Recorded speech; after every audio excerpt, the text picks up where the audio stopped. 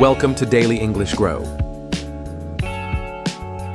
Hey, Mark. Hey, Carla, how are you doing today? I'm doing great, thanks. How about you? I'm good.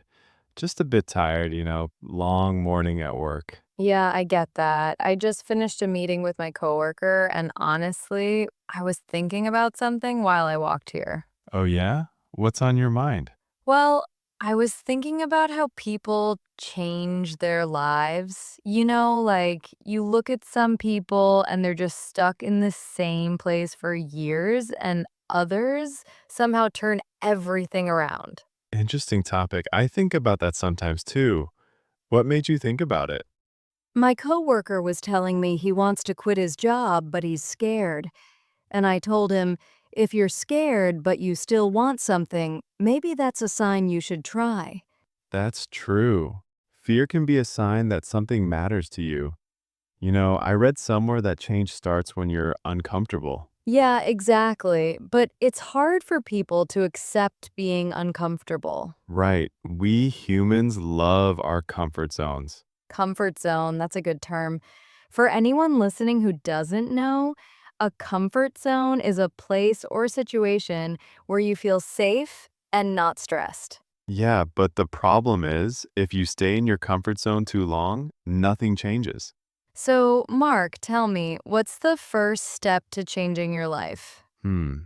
I'd say the first step is self-awareness. Self-awareness? Yeah, self-awareness means knowing yourself, your habits, your strengths, your weaknesses. If you don't understand yourself, you can't change in the right way. That's true. I think many people don't even stop to think about who they are. They just keep going on autopilot. Autopilot, another good word. That's when you do things without thinking, like a machine that works automatically. Exactly. I think step two is to decide what you really want. Yes, people say they want to change, but when you ask them, change into what, they can't answer. It's like saying, I want to travel, but you don't know the destination. And without a destination, you just walk in circles. So once you know yourself and what you want, what's next? Action, even small action. You mean like baby steps? Yeah, I think people believe they need to make huge changes overnight, but real change is small, consistent steps. Consistent means doing something regularly again and again. Right, and that's where discipline comes in. Discipline is when you can control yourself to do what's necessary, even when you don't feel like it. Yes, people wait for motivation, but motivation is not always there. That's true. Sometimes you just have to do it without feeling inspired. Like going to the gym when you're tired. Or studying English, even when you'd rather watch TV. Exactly. And speaking of English, learning a language is a perfect example of changing your life. Oh, yes, it opens so many opportunities jobs, travel, meeting new people. But it takes time, and people get frustrated. Frustrated means you feel upset because something is difficult or not happening fast enough. I've been there. When I started learning Spanish, I wanted to give up after 3 months because I couldn't speak fluently yet. Yeah, but you didn't quit, right? No, because I told myself if I quit now, I'll just be in the same place next year. That's such a powerful thought. And I think that's key. You have to think long term. Long term means looking at the future, not just the next few days. Exactly. People want quick results, but life doesn't work like that. And another thing, you have to be ready to fail. Oh, yes. Failure is part of growth. Failure just means you tried something and it didn't work, but it doesn't mean you can't try again. And sometimes failure teaches you more than success. Absolutely.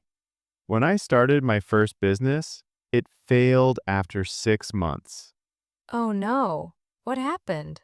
I didn't plan well. I didn't know the market, but I learned so much from that mistake. That's the thing. Every mistake is a lesson if you look at it the right way. Yes, but only if you take responsibility. Responsibility means you accept that your actions have consequences. Exactly. Some people blame everyone else and then they never improve.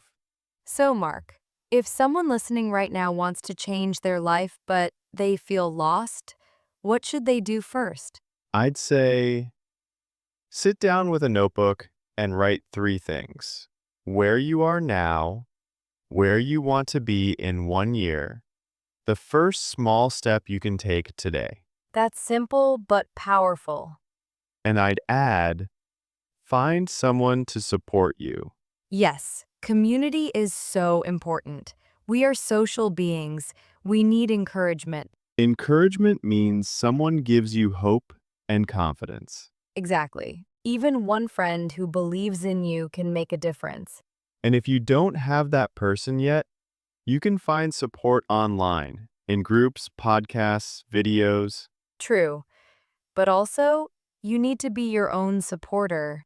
Oh, yes. Self-talk is powerful. Self-talk means the things you say to yourself in your head. Right. If you always tell yourself, I can't do it, you're building a wall in your own mind. But if you say, I can try, I can learn, you're opening a door. Exactly.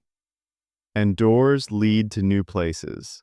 That's such a nice metaphor. Thanks.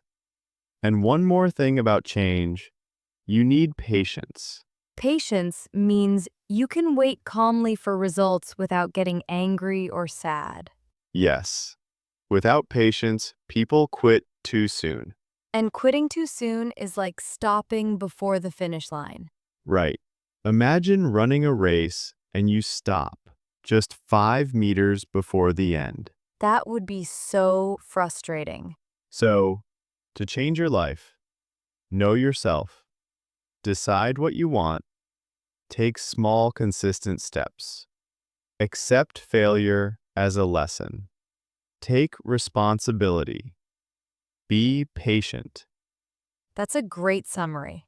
and I'd say enjoy the process. Yes, life is not only about the destination. Because when you finally reach your goal, you'll realize the journey taught you the most. I couldn't agree more.